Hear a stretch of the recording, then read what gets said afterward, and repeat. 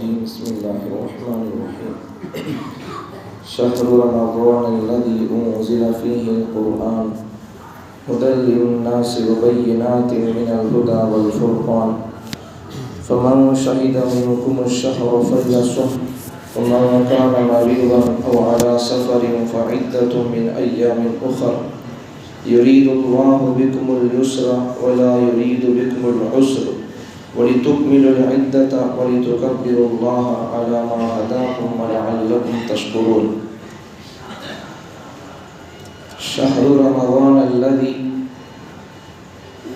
رمضان کا مہینہ یہ وہ مہینہ ہے انزل فیہ القرآن جس میں قرآن کو نازل کیا گیا، ہدی للناس لوگوں کی ہدایت کے لیے، وبینات من الہدی اور ایسی روشن نشانیاں ہدایت کی ہیں جو صحیح راستہ دکھاتی ہیں، والفرقان اور حق اور باطل کے درمیان دو ٹوک الفاظ میں فیصلہ کرنے والی کتاب ہے۔ فمن شہد منکم الشہر فلیصم، بس جو شخص اس مہینے کو پائے، رمضان کے مہینے کو پائے، تم میں سے جو شخص اس مہینے کو پائے اس کو چاہیے کہ وہ اس کے روزے ضرور رکھے۔ ومن کان مریضا او علی سفر، اور اگر کوئی شخص مریض ہو یا سفر پر ہو، فعدۃ من ایام اخر، وہ اگر رمضان میں اس کے روزے چھوٹ جائیں بیماری یا سفر کی وجہ سے تو رمضان کے بعد دوسرے دنوں میں چھوٹے ہوئے روزے کی گنتی پوری کرے۔ یرید اللہ بکم الیسر ولا یرید بکم العسر، اللہ تعالیٰ تم پر آسانی چاہتا ہے، تمہارے ساتھ اللہ تعالیٰ آسانی کا معاملہ کرنا چاہتا ہے، ولا یرید بکم العسر، تمہارے اوپر مشکل اور تنگی کا معاملہ، تمہارے ساتھ تنگی کا معاملہ کرنا نہیں چاہتا اللہ تعالیٰ، وَلِتُكْمِلُوا الْعِدَّةَ، اور تاکہ تم گنتی کو مکمل کرو، وَلِتُكَبِّرُوا اللَّهَ عَلَى مَا هَدَاكُمْ، اور تاکہ تم اللہ تعالیٰ کی تکبیر کہو اس بات پر کہ اس نے تم کو ہدایت پر رکھا ہے، وَلَعَلَّكُمْ تَشْكُرُونَ، اور تاکہ تم اللہ کا شکر ادا کرو۔ اللہ تعالیٰ پہلی آیتوں میں کل پرسوں کے اسباق میں اللہ تعالیٰ روزے فرض کیے گئے تھے وہ بات آئی، اب یہاں اللہ تعالیٰ کھلا نام لے کر ارشاد فرماتے ہیں کہ وہ روزے رکھو، بولے سو وہ مہینہ کون سا، اس کا نام بھی آ گیا۔ شاید قرآن مجید میں اسلامی پورے مہینوں میں سے صرف رمضان ایک ہی ایسا مہینہ ہے کہ اس کا اللہ تعالیٰ نے نام ذکر فرما دیا قرآن مجید میں، شہر رمضان۔ دیکھو یہ بھی ایک ہماری غلطی کا ازالہ، ہم لوگوں کو رمضان بولنا نہیں آتا، عام طور پر رمضان رمضان بولتے رہتی، اور کارڈ وغیرہ چھاپنے والے لوگوں بھی ابھی بڑی غلطی کر دیتی ہیں، انہوں تو رمضان کو اصل میں ہے شہر رمضان، اللہ تعالیٰ رمضان کیسا بولنا وہ سکھا رہی ہے، رمضان نہیں وہ رمضان ایسا ہو رمضان۔ اب کانٹا وغیرہ چھاپنے والے ذرا رمضان لکھ ڈالتے ہیں، انگلش میں اسپیلنگ کیا ہوتی ہے، RAM، یہ غلطی ہے، RAMAZA، یہ صحیح اسپیلنگ۔ اب الٹا RAMAZA کے بجائے رمضان کے بجائے کیا کر دیتی، RAMDA ایسا ڈالتی، پھر ڈی آ جاتا، ڈی نہیں، ڈی صحیح اسپیلنگ نہیں، وہ عربی کی انگلش کے حساب سے دیکھیں گے تو عربی کے حساب سے دونوں کو ٹالی کر کے دیکھیں گے تو ڈی بھی نہیں آنا، ڈی کے بازو میں ایچ بھی نہیں آنا، اصل ڈیش نہیں رہنا، وہاں جڈ لگا کر، اور جڈ کے بازو میں بھی یہ لگا کر بولنا، RAMAZA، رمضان، سب کے اوپر سب کے بازو میں یہ رہنا، تو یہ صحیح تلفظ اس کا۔ رمضان ہمیں بولتے ہیں رمضان کا مہینہ، رمضان غلطی ہے، رمضان قرآن سکھاتا ہے رمضان بولنا۔ اب یہ رمضان کا، اب اللہ تعالیٰ روزہ رکھو بولتے تھے، وہ کون سا مہینہ، وہ رمضان کا مہینہ۔ اب یہ رمضان کے مہینے کو ایک فضیلت، رمضان کے مہینے کے اندر قرآن کو اللہ نے نازل کر دیا.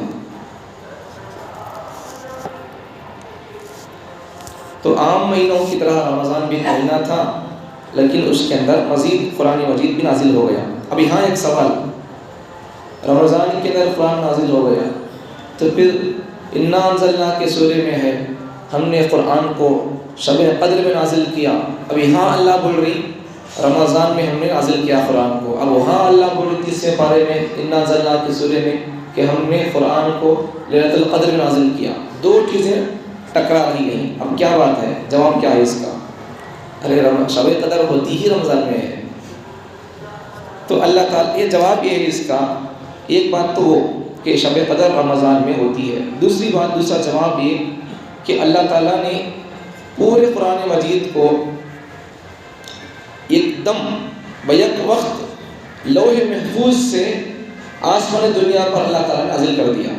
اب آسمان دنیا سے جب جیسی ضرورت پڑتی تھی، جس سورے کی جس حکم کی ضرورت پڑتی تھی، اللہ تعالیٰ حضرت جبرائیل کے ذریعے سے وہ آیت وہ حکم وہ سورہ اللہ تعالیٰ نازل کرتے تھے.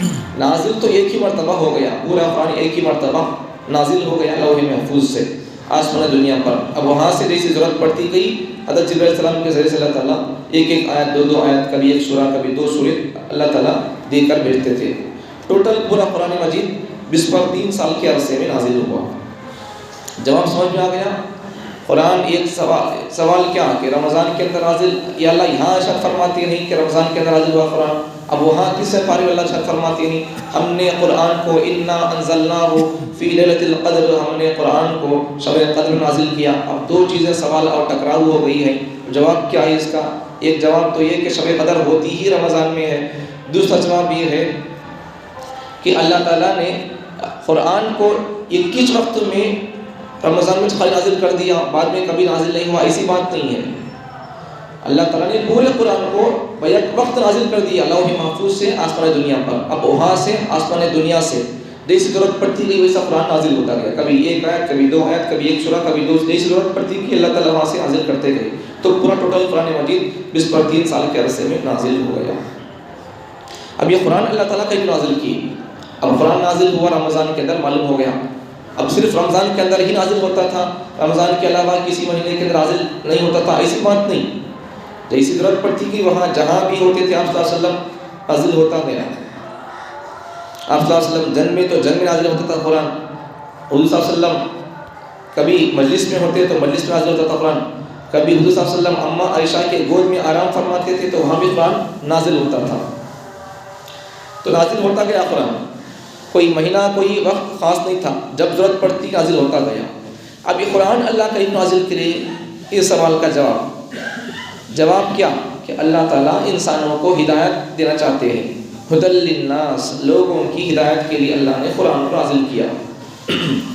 میں ہمیشہ کہا کرتا ہوں قرآن سے پہلے ہدایت حاصل کرنا، بعد میں برکت حاصل کرنا. تو اندر ہے سو لوگوں کے لیے بھی یہی حکم، باہر ہے سو لوگوں کے لیے بھی یہی حکم. مطلب مسلمانوں کے لیے یہی حکم، پہلے ہدایت پاؤ. باہر کے لوگوں کے لیے غیر مسلموں کے لیے بھی یہی حکم کہ انہوں بھی ہدایت پانا، پہلے ہدایت کے بعد برکت کا سوچنا. تو پہلی ہدایت ہے. قرآن کا مقصد کیا؟ پہلا نازل کرنے کا مقصد قرآن کا لوگوں کی ہدایت ہے. اب قرآن مجید کی صفات کو اللہ بیان کر رہا ہے. ایک تو ہدایت کی کتاب ہے، دوسرا وبینات من الہدی، اس میں روشن نشانیاں روشن دلائل اس کے اندر موجود ہے، صحیح بات. اور اگر کسی کی طرف سے اسلام پر اعتراض ہوگا، اللہ پر اعتراض ہوگا، یہ جواب دے گی کتاب، اور جواب بھی ایسا دے گی کہ پھر سوال کرنے والے کے دانت اکھڑ جائیں گے، ویسا جواب دے گی قرآن. تو روشن دلائل اس کے اندر موجود ہے، روشن نشانیاں موجود ہیں. والفرقان، اور حق اور باطل کے درمیان تمیز کرنا، یہ قرآن کی صفت ہے. یہ جس کے پاس قرآن ہوگا، قرآن تو کرتا ہی ہے حق اور باطل کے درمیان تمیز. اب جس کے اندر قرآن ہوگا، یا جو قرآن کو فالو کرنے والا ہوگا، یا جو قرآن کو سنتا سمجھتا ہوگا، وہ بھی حق اور باطل کے درمیان تمیز کرنے کا طریقہ سیکھ جائے گا. فمن شہد منکم الشہر فلیصم، اب جو آدمی تم میں سے جو آدمی رمضان کو پائے تو اس کو چاہیے کہ وہ روزہ ضرور رکھے. اب یہ سمجھنے کی بات یہ ہے. اب کل پرسوں آپ کو بتایا تھا میں کہ جب شروع اسلام جب آیا تھا، روزہ جب فرض ہوا تھا، تو اللہ تعالیٰ آیت کا نازل کر دیے تھے وَعَلَى الَّذِينَ يُطِيقُونَهُ فِدْيَةٌ طَعَامُ مِسْكِين، وہ لوگ جو روزہ رکھنے کی طاقت رکھتے ہوں، روزہ رکھنے کی طاقت ہے تو بھی پھر بھی کیا کرو، فِدْيَةٌ طَعَامُ مِسْكِين، ایک مسکین کو کھانا کھلا دو۔ روزہ رکھنے کی طاقت ہے پھر بھی روزہ رکھنے سر کا فدیہ دینے کا حکم تھا۔ یہ کب ہے؟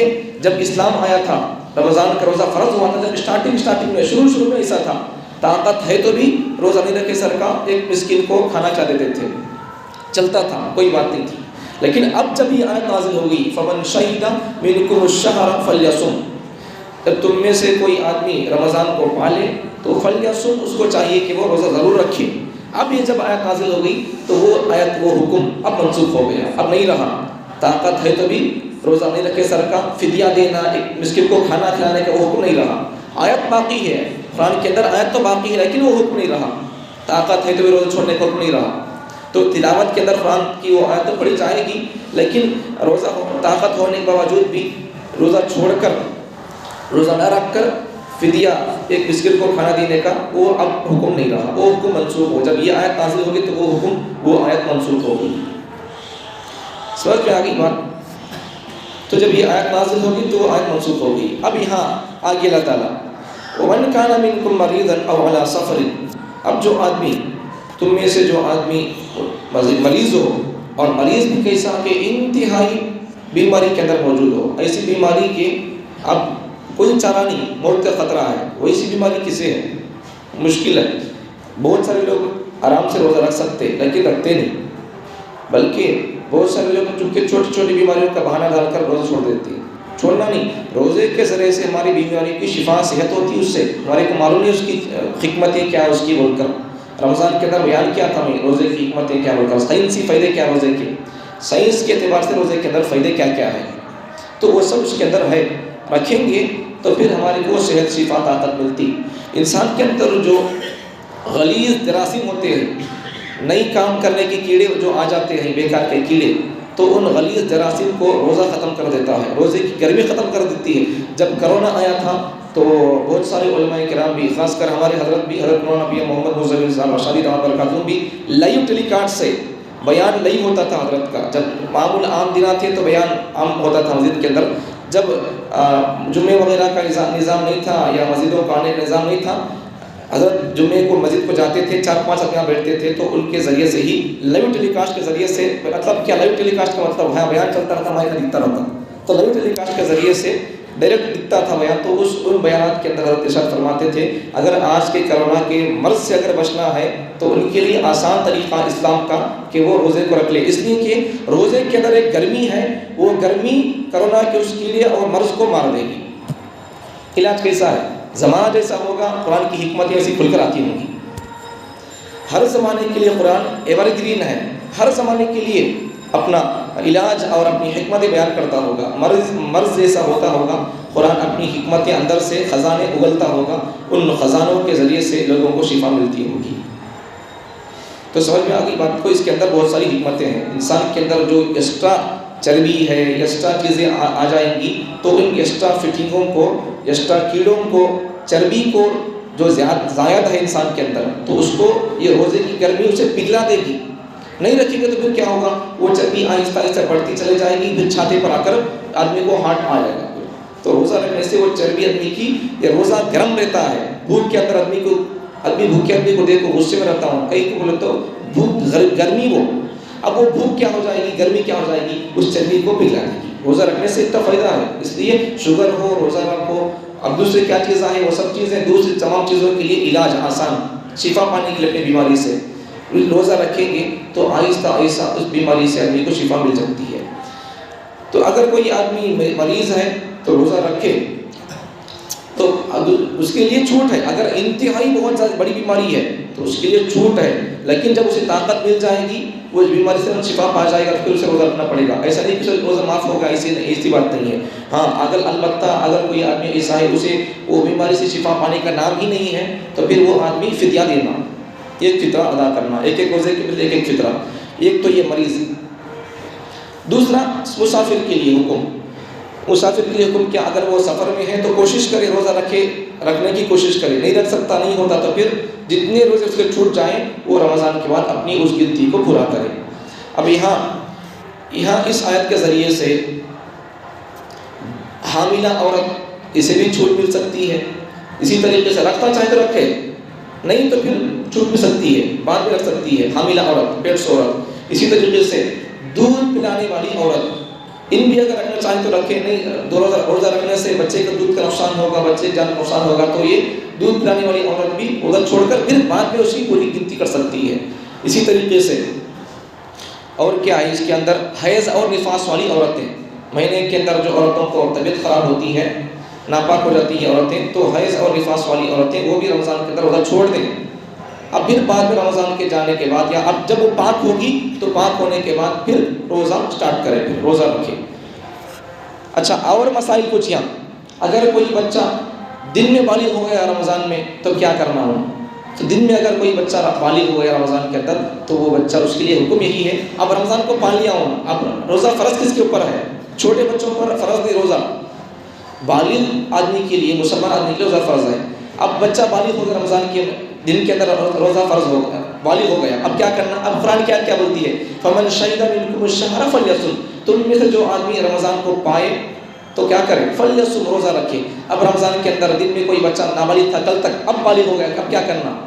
شام تک بھوکا رہنا، روزے کی نیت سے بھوکا رہنا، ورنہ پھر بالغ ہونے کے باوجود بھی بھوکا نہیں رہے گا، روزہ نہیں رکھے گا تو پھر کیا ہو جائے گا؟ گنہگار ہوگا، پھر اس کے اوپر گناہ آ جائے گا، اس لیے وہ حکم ہے اس کے اوپر۔